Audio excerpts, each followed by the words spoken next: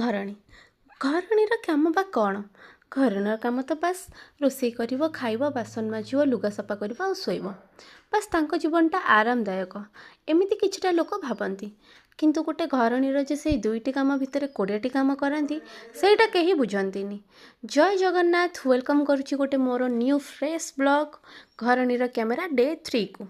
ଆଜି ସକାଳୁ ସକାଳୁ ମୁଁ ଠାକୁର ପୂଜା କରିସାରିଲା ପରେ ବ୍ରେକଫାଷ୍ଟ ତିଆରି କରିକି ମୁଁ ଆସିକି ମୋର କାମରେ ଲାଗି ଯାଇଥିଲି। ମାନେ ଗୋଟେ ଶାଢ଼ୀର ଫଲ୍ ଲଗାଇବାର ଥିଲା, ସେଇଟାରେ ଲାଗି ଯାଇଥିଲି। ସେ କାମ ମୋର ସାରିକି ତାପରେ ମୁଁ ପଳେଇ ଆସିଲି ରୋଷେଇ ଘରକୁ, କାରଣ ଆଜି ରୋଷେଇରେ ଡାଲମା ହେବାର ଥିଲା, ଆଳୁ ଆଉ ସୋୟାବିନ୍ ବଡ଼ି କଷା କରିବାର ଥିଲା, ଆଉ ଶାଗ ଭାଜିବାର ଥିଲା।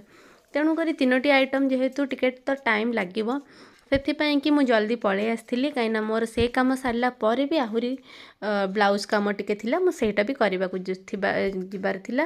ତେଣୁକରି ସେଥିପାଇଁ ଆଜି ଲଞ୍ଚ ପ୍ରିପେୟାରଟା ମୁଁ ବହୁତ ଜଲ୍ଦି କରିଦେଇଥିଲି। ତେଣୁକରି ଡାଲମା ଏଠି ମୁଁ କରିଦେଇଛି, ଆଳୁ କଷା ଆଉ ସୋୟାବିନ୍ ବି କଷି ସାରିଛି। ଏବେ ମୁଁ ଶାଗ ଭାଜୁଛି। ଶାଗଟା ଆମର 2 ପ୍ରକାର ଭଜା ହେଉଛି, ଗୋଟେ ପିଆଜ ବଘରା ହେଇକି କରାହେଉଛି, ଆଉ ଗୋଟେ ବିନା ପିଆଜର ହେଉଛି।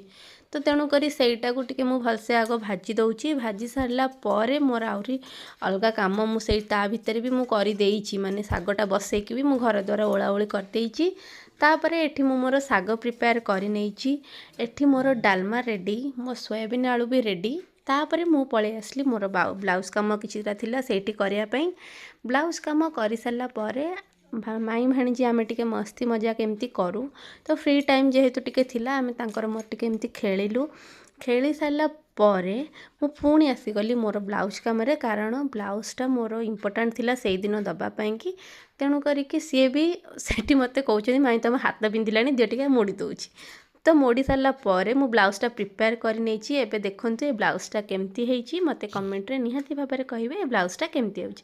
ରହିଲି, ବାଏ।